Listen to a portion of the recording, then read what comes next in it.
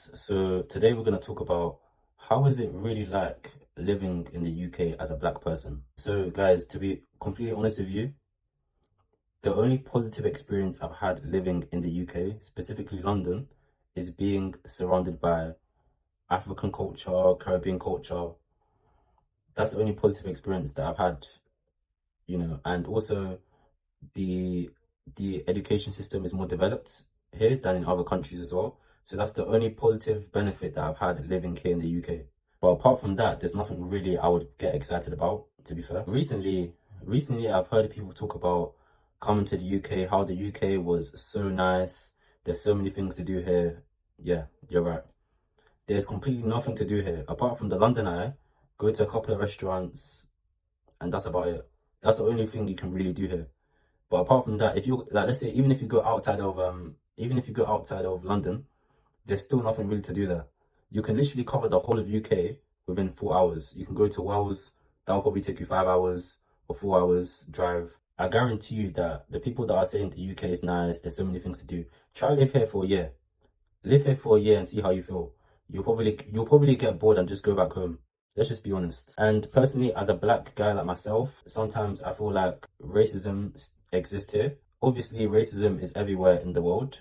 You will experience it anywhere you go, but surprisingly, it's more in the UK than in other countries. For example, you could be the only black person. Let's say if you go to Eastern Europe, you would be the only black person there, but they will be so friendly, so welcoming. Like when I went to Montenegro, North Macedonia, I didn't experience any racism at all. In fact, the people were more friendly in Montenegro, North Macedonia. The people were more friendly there than back in the UK.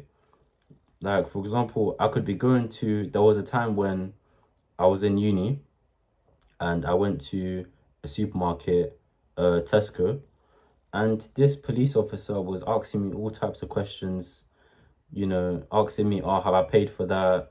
Asking me, where did you get that from? These type of questions. Like, he's basically not saying it to my face, but he's accusing me of stealing. He's not saying it to my face, but the way he was asking questions, he was basically, you can tell that was kind of being rude. So that's one of the things that I don't really like here. And one thing is, you experience it more when you go outside of London. One thing I did not like was the weather, guys. Like, some days it'll be raining. Like, let's say one day it would rain, the next day it would be cold, and then the whole cycle will just repeat for like a whole week, sometimes even a year.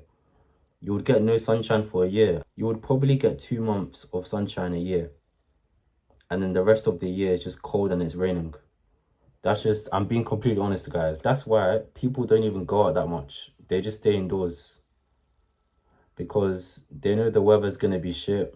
They know it's gonna be rubbish. They know it's probably gonna rain midday. So then they're thinking, like, what's the point of me even going out? Like, I might as well just stay at home. Whereas when I go abroad and I see that it's sunny, I'm like, okay, cool, yeah, I want to go out. I want to interact with girls. I want to go out. I want to go clubbing. I want to go restaurants. And I'm not even a clubbing guy. But when I go abroad, for some reason that just changes. I'm always into like going out and all that. But then when I come back to the UK, the moment I land in Heathrow Airport, I'm like, oh God, reality kicks in. Reality kicks in, and I'm not going to be socializing. I'm going to be so sad, so down. But even if the weather was good, let's say even if you go out, let's say to a club or a restaurant, and you're trying to interact with girls, they'll be like, oh, sorry, I'm just here with my friends. Like, it's like people don't want to socialize. It's like they're just standing still, you know, they don't want to socialize, they don't want to talk. But then when you go abroad and you try to chat to a girl, or you try and make a conversation, they're always so interested. They always want to know how your day's been and what you've been up to on that day. So it's really easy to socialize and make connections.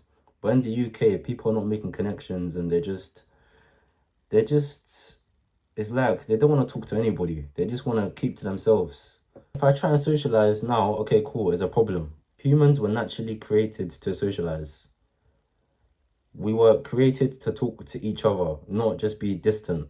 So the whole not socializing thing, I don't understand. Also leads to the point that everyone is always hustling and grinding for the 9 to 5, that they don't even have time to socialize. Because let's say they work the 9 to 5, right? Okay, cool. They work their job 9 to 5. By the time they come back home, they have maybe 2 hours, 3 hours to get ready for the following workday. So if you think about it, they don't really have that much time to socialize. That's why some families are not making time for their children, because they're busy hustling their 9 to 5. Or that's why some people don't have time to hang out with their friends, because they're busy working their 9 to 5. So the work-life balance is not the best compared to if I go abroad, let's say somewhere like Cape Verde, or even Aruba or Curacao. People still have time to socialize. People can be working an Uber job and have like 2 businesses on the side, and they still have time to socialize. You see what I'm trying to say here? So just because you're working doesn't mean you don't have time to socialize. Like, you do have time to socialize, but the people in UK just decide, oh, well, I'm working, I need to get by. And this is what I'm trying to say, because the cost of living is so high, people have to work 10 plus hours, sometimes 15 hours a day to get by. Because number one, they're having to pay, let's say, I know someone that pays £2,000 a month on rent, and their salary is around 2,000-ish pounds a month. So think about it. That means you have a couple hundred quid to spend and live your life. The hustle and work culture is got to a point where it's too much that people can't even enjoy their lives anymore. And that's why I want to leave the UK. Very soon they'll be asking us to pay £5,000 a month on rent. And very soon it's gonna be like everyone is gonna be not it's gonna be the way I see it, in the next 10 years, or even maybe sooner, the poverty rate in the UK is gonna be more compared to Africa, the way I'm seeing it, because what they're asking of these people is just too much. They're asking too much money for rent. They're using tax. They're hitting them with all the tactics and all the strategies to make people poor. And before that happens, guys, I'm gonna be out of UK. I'm not gonna be here to witness it. I don't want to witness it. By that time, I'm gonna be gone. I'm gonna be living my life. I'm gonna be enjoying life, and I'm gonna be hustling as well. So by that time, I'm not gonna be here to experience that. You guys can stay here. Me, I'm gonna be gone. If you like this video, make sure to hit the subscribe button, like, and comment. Peace.